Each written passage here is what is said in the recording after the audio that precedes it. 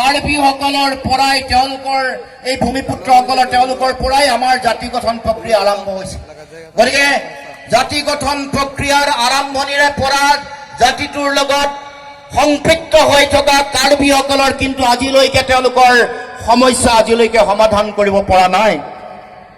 গতিকে আমি সেই যিটো সমস্যা, এই যিটো অতদিনে আমাক যিটো এক্সপ্লইটেশ্যন কৰিছে, যেনেকে শোষণ কৰিছে, নিষ্পেষণ কৰিছে, আমাক ধনী হবলৈ দিয়া নাই, আমাক চাকৰি দিয়া নাই, পাবলগীয়া চাকৰি পোৱা নাই, সেইবোৰ নাইকিয়া কৰিব লাগিব।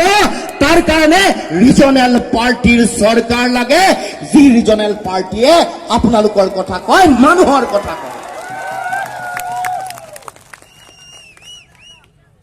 এতিয়া আমি অলপ দিনৰ আগত প্ৰটেষ্ট কৰিলো, কয়লা কেনেকে খানি আছে, কয়লাজান আৰু কি কি আছিল নাম পাহৰি গৈছে, দিলাই কয়লাজানত কয়লা খানে আৰু হোজাইৰ যিচুবাই হোজাই ক'ত ষ্টক কৰে, কালিও বোলে তাত উঠাইছে।